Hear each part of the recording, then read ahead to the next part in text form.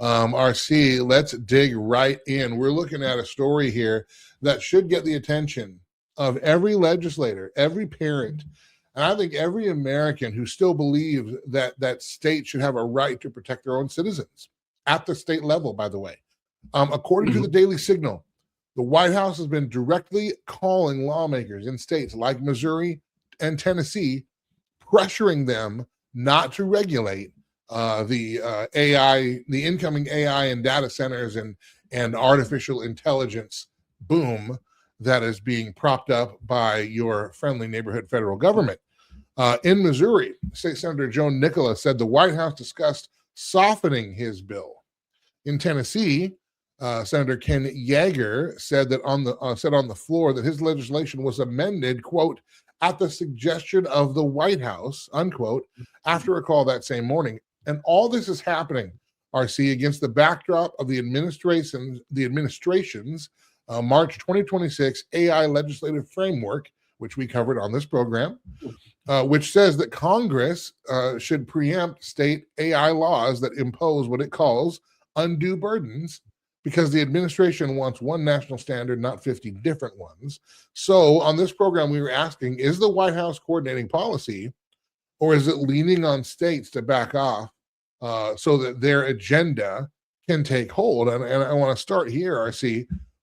We're no longer in theoretical lands in terms of some of the things that we thought, well, that'll never happen in America, particularly with the power of the federal government. There's no longer a debate about a future clash between, federal authority and states' rights. With this reporting that the White House is already calling these lawmakers in Missouri and Tennessee about their AI bills. In fact, Senator Yeager said publicly, I want to make sure I get this note right, that his bill was amended, and he said that after a White House call, he was then asked on that call to soften the language, soften the tone, effectively water down his bill at the behest of the White House. When the White House starts calling state lawmakers to soften bills, doesn't that look like strong-armed pressure? It certainly does, Andrew. So let's level set for our incredibly intelligent audience, because they watch the show every week. They knew this was coming. So let's take a couple of steps back to what was going to happen with the One Big Beautiful Bill last year and this 10-year moratorium on AI legislation. So the states couldn't regulate. That got defeated. It comes up again. They tried to get it into the NDAA. That didn't work out either. So eventually Trump signed an executive order for an AI framework. Now we're thinking, okay, it's an executive order, it's got limited teeth, whatever. But then all of a sudden in March, we get an AI framework that's now going to get pushed down. And we're like, all right, well, look, we can still stand up. The states just need to stand up. Interestingly enough, Andrew, one of the first calls that went out was not to Missouri or to Tennessee, but of all places, the first call came to Florida Speaker of the House, Daniel Perez at the time, telling him to basically kill Governor Ron DeSantis's proposed AI Bill of Rights. Now, as we do the show, what happened last night is that Governor DeSantis actually sent out a proclamation stating that there's going to be a special session of the Florida legislature that begins on April 28th and will run through roughly May 1st. And he has three things on the agenda. One, the state of Florida is going to redistrict congressional districts. Number two, his AI Bill of Rights is on tap and he wants it done. And then number three, he's going to do some stuff around health freedom. So it's interesting to me, Andrew, that call came to the Florida Speaker of the House first. That didn't get a whole lot of buzz, but a very prominent former lawmaker, his group was in office with Speaker Perez, and they basically asked him, they said, why aren't you moving on legislation or proposed legislation in Florida that would protect kids, AI, and education? And he basically said, I got a call from the White House to stand down on this stuff because they want the federal framework. The other thing that's interesting here, Andrew, is that in the case of the state of Missouri, there was a threat made to actually pull federal funding for high-speed broadband, if I'm not mistaken, if the legislation wasn't watered down or completely removed. Andrew, this is so dangerous for so many reasons. And I think we really see at this point, and it may sound funny to some people, but this is very serious. I think we now see where the amendments to the U.S. Constitution start to come into play. The states have enough muscle to kill this thing where it stands. If they're willing to stand up and say, listen, we're willing to work with you to put together an AI framework, but you don't get to tell us what we can and can't regulate because you are a creation of the states. And I think that needs to be clear for people. This is kind of the fast and loose civics lesson that we give on the show every week. You need to be very clear that the states created the federal government, not the other way around. And while President Trump can sign executive orders and have a framework and things that he wants to do, ultimately, that power lies with the states as to whether or not they choose to work with the federal government on a net framework, or if they choose to do their own thing, and the feds have to kind of say, well, we'll figure this out eventually, but we're going to want to work with you. But the precedent that's being set, Andrew, once again, the precedent that's being set here, as it's being set with the 702, the FISA within the Patriot Act, as it's being set with other legislation that's being proposed about digital ID under the guise of kids' online safety, we're in dangerous territory here. You know, the White House says it supports protecting children, preventing fraud, safeguarding communities, all the bumper sticker stuff, all the campaign stump stuff. But now it's saying that states shouldn't be allowed to regulate that because it's an inherently interstate phenomenon. That's the argument from the White House, which sounds like, to me, it's a really polished kind of Washington way of saying, you know, hey, leave this to us, right? Which always works out well. Mm-hmm. But if Washington is calling states before even federal guardrails exist, we're really freezing state action, and there's no accountability anywhere else. Am I getting that wrong?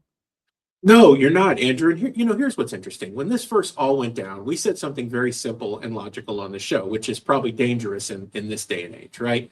What we said is the Trump administration and the White House could have solved this problem out of the gate by simply calling governors and state legislators and saying, hey, listen, we're going to need a good federal framework to make sure that we don't lose the battle in AI innovation. We want to see the best of what you have, and we want to collaborate on putting together a framework that's going to work. And from that point, you eat the meat and spit out the bones. Like Colorado and Nebraska have some really strange legislation on the books, which doesn't make any sense. Some of the strongest AI protection laws for individuals are actually, believe it or not, in the state of California. So there's good stuff there. Florida's proposed some good stuff. You take the best of the stuff, then you put together a federal framework. Andrew, that's the logical answer. But the reason that doesn't happen is because of something that we've said on the show many times.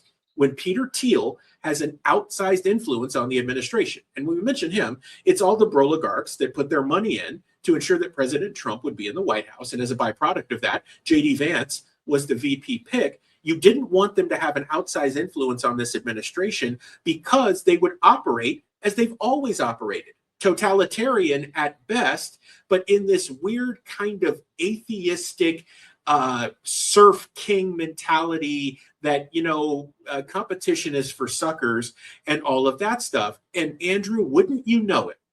The proposed framework basically says the feds look at the states and say, you're too dumb to do this, and you're going to cause a quagmire, so we need to do it all from here. And as you said a moment ago, please help me understand the last time in the history of the United States that the federal government did anything efficiently or right.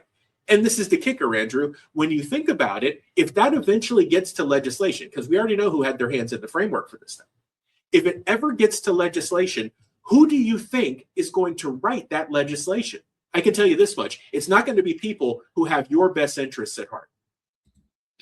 We're also talking about, in a longer term sense, and the real threat of now the weakening of states' rights. If there can be a loophole to say, and this isn't even now, well, let me back up. President Trump has said he would invoke other emergency powers, claiming national security interests and what have you, in order to bulldoze and ramrod all this AI, all this data center construction across our fruited plain. But we're really looking at the usurpation of states' rights. And we're already coming off of a time where we saw bodily autonomy be attacked during the pandemic, as well as free speech. We're seeing freedom of movement be curtailed with more and more government surveillance and more and more government restrictions. And I don't know if people are seeing this, that these walls are slowly closing in. Oh, and they're coming in the name of security. They sure are. The way they want to crack down on immigration is make you and me get a real ID. Well, except we're not breaking the law. So, you know, I mean, it's unreal. But when you have, you know, as we're watching this debate, it's a debate over federalism, I guess. I wonder if we're not actually watching the early stages of Washington using its influence. Let me correct that. Of big donors, oligarch donors, using their influence over Washington to keep state lawmakers from getting in their way. You know, Andrew, as we're doing this weekend, Juliana and I are headed to Washington, D.C., of all places, for America Reads the Bible. And we read, as the show airs tonight, we're getting ready to read Leviticus right now. I think it's going to be very interesting to be on the ground there for a few days, because you're going to have governors and also people from the administration reading right around the same time. I am interested to see and hear on the ground what the feeling is here. But Andrew, as I look at this, and one of my favorite lines is, make no mistake, Washington and the administration are most definitely drawing their line in the sand and saying, look, we're going to do this, whatever it takes, and we're going to show you who's boss. I find it ironic that we're coming up on the 250th anniversary of the Declaration of Independence, the very thing that told King George, hey, man, you're not doing what you're supposed to be doing. No taxation without representation. You have a heavy hand in this relationship. We don't live in a monarchy. We don't want to live in a monarchy. We are a constitutional republic. That declaration was made. I find it interesting we come up on that time, and it's almost like we're dealing with something similar right now, where we're going to have to slap back the federal apparatus and remind them who their boss is. Actually, I want to run a working thesis by you. I've been working on this for past couple of weeks. Eventually, it'll probably be a monologue or a faith focus or something like that, or it'll be a rundown topic. I don't know, but just I want to run this by you real quick. We are coming into a 2026 midterms where it does look like the Republicans are going to get taken to the granddaddy of all woodsheds. Now, maybe they hang on to the Senate by one. Maybe. I think they're going to lose the Senate. The House looks almost assuredly gone.